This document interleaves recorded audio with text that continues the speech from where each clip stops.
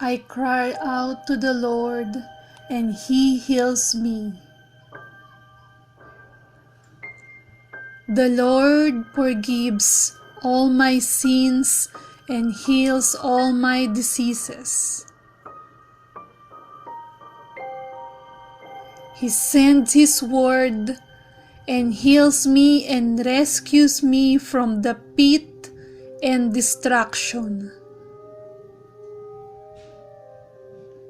I shall not die, but live, and shall declare the works and recount the illustrious acts of the Lord.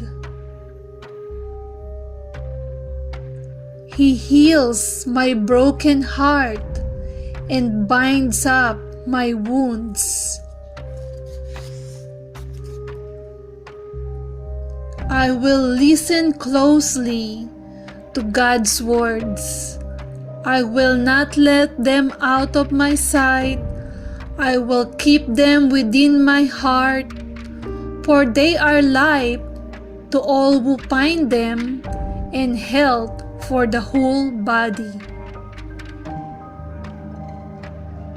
My light shall break forth like the morning, and my healing shall spring forth speedily. Heal me, O Lord, and I shall be healed.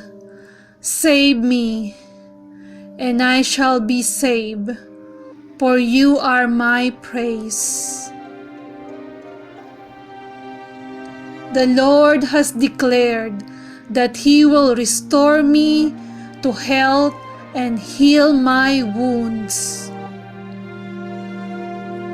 When I'm sick, I will call the elders of the church to pray over me and anoint me with oil in the name of the Lord.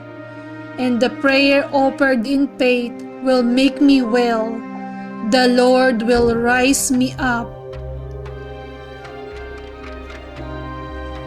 He Himself bore my sins in His body on the tree, so that I might die to sins and live for righteousness.